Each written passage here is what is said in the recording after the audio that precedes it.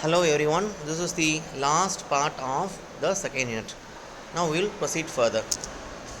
So in the previous video we have seen about the CSS. Now in this video we will see about the CSS selectors. So there are various types of CSS selectors available. So they are the type selector, descendant selector, child selector, ID selector, class selector and class selector, universal selector, grouping selector and attribute selector.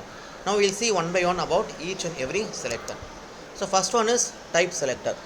So this type of selector is used to work on the specific type of HTML elements like the paragraph tag or the italics tag. So the CSS styles will be applied to that particular element only. Now second type is descendant selector. These types of selectors allows the user to apply the styles to the elements which are contained within another element, an element within another element. Now when you look into this example which is given below, we have the two tags P and B. Inside the B tag we have the word as hello and the style element is declared like this PB, and within the braces color is given as red. So P is the outer element and the direct element for P is the B. So the wordings inside that B will become the red color. So that's what is called as the descendant selector. Third one is child selector. It is similar to the descendant selector, but it is more restrictive. That is, it can be the style can be applied directly to the children of another element. Now in the example you can see that the style element is applied to a ordered list and the property is the font weight as to be bold. You can see in the example they are using the greater than symbol, that is OL greater than LI. So that means the LI, that is a list, is the child of OL, that is ordered list. So the style elements will be applied to that list only. Next one is ID selector. So this selector is used to apply the style to a specific element. So we will use a hash character followed by the name of the element so that we can apply the style to that particular element only. Next is a class selector, which enables a user to apply the styles to a specific number of elements. So we will use a dot symbol followed by the class name, and you can able to apply the styles to the various elements which is grouped inside the class. Next one is universal selector. So here we use the asterisk symbol, which means we need to apply the style elements to the entire elements of the document. So you can see in this example, under the style tag we use the asterisk symbol and we have the open and close parenthesis, and inside it we will have the properties, that is the alignment has to be center and the color has to be blue. And the next one is grouping selector, where we can able to group a set of elements together and apply the styles. So in order to group the elements, we will have to separate each and elements with a comma. For example, h1, h2, p, and you have to open and close parenthesis, and you can give the corresponding style definitions. Now the last type of selector is attribute selector, which is used to select a specific attribute.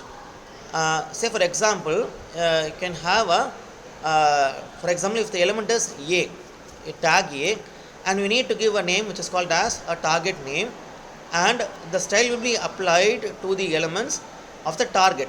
A target may be another HTML file. So from one HTML file we can able to apply the style elements to the another HTML file. So this is the purpose of this attribute selector. Now next we go on to what is called as CSS box model. So box model means it is going to deal about the design and layout of the web page. Now this particular box model consists of the margins, border, padding, and now last is the content.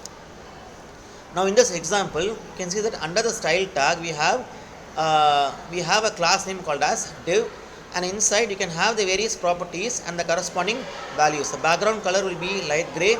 Now the width is 300 pixels. Now border value is 15 pixels and the padding is 50 pixels and the margin is 20 pixels. So thereby we can able to create a box like structure with the values of 15 cross 50 cross 20.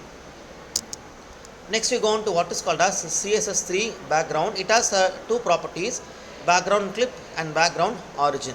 So in order to apply these properties, what we need is the border box, padding box and the content box. Now with respect to the background clip property, there are three main things.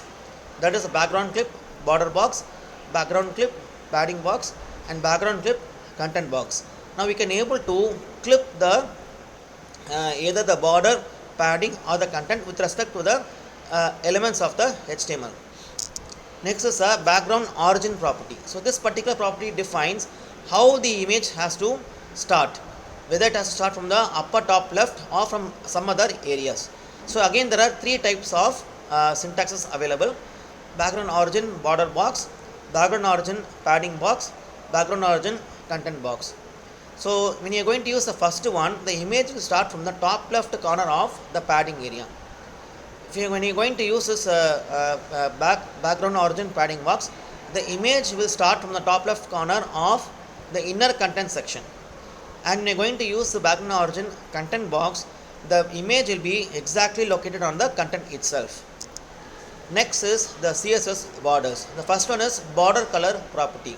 Now till now what we have seen is we can able to create the border, but it will be in black color or whatever colors, light gray or whatever it is. Now we can able to apply the colors to the border. So either you can give in a single line, or you can apply the colors to the four sides, that is top, left, right, and bottom. And you can either give direct values like red, blue, yellow, or you can able to give the hexadecimal values. Next is the border radius. So we can able to create the radius in the particular border. It can give the particular values in terms of pixels. Now you can see the declaration: border radius is 20 pixels, and second line you can have the border radius as 4 values, that is 10, 20, 30, and 40 pixels. So that means first we'll have the border radius of 20 pixels. Only one end of the border will be having a curved like structure, whereas the second line we can have all four sides of the border to be in a curved like structures. You can also define the border radius for each side individually. Like for example, border top left radius, border top right radius, border bottom left radius, border bottom right radius. So you can able to apply the border radius for each side of the borders. Similarly, you can able to apply different colors. Say for example, you can give in the syntax for a top left and right radius there are two values. There are similarly for bottom left again we have the two values. That is, for the first argument is for horizontal value, second is for the vertical value. Next is the text shadow property. So this is similar to the box shadow property, and it has the same set of arguments like the vertical and the horizontal offset. So now when you look into this particular example, and mainly under the style tag, so we have the header h1, and the property is text shadow, and it is given as 2 cross 2 pixel, and they have given as a hexadecimal value of the color. So what will happen is the shadow of the text will be created. Next is a text overflow property. Now by using the CSS overflow properties, we can able to cut off the text which is more in length. So that is what is called as an ellipsis. That is a 3 dots. So syntax is text overflow ellipsis.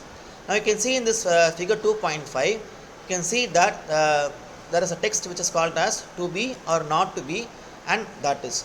So it is not actually truncated. By when you using this particular text overflow property, you can see that the particular line is being truncated. That is, when you using the syntax, that is a text overflow ellipsis, the particular line can be truncated. You can see in the diagram how it is given is to be or not to be and tha ... So remaining part of the line is truncated. Next is the word wrap property. So with this property you can able to wrap the text which is going outside the border. So the syntax uses word wrap break word. So in the first diagram in figure 2.7 you can see that the contents which is has overflowed the border. So we can use this particular property to wrap the particular word and bring the extra words to the next line. That is given in the figure 2.8. Now next is the animations. So animation means making the shape changes and creating motions with the elements. Now what are the CSS animations? So this animation lets an elements gradually change from one style to another. So we can have many CSS properties as we like. So in order to specify the animation, we have to specify the keyframes. So keyframes hold what style the element will have at the certain point. Now in this example, you can see that under the style tag, we have the div class name. The width and the height is defined as 100 pixels.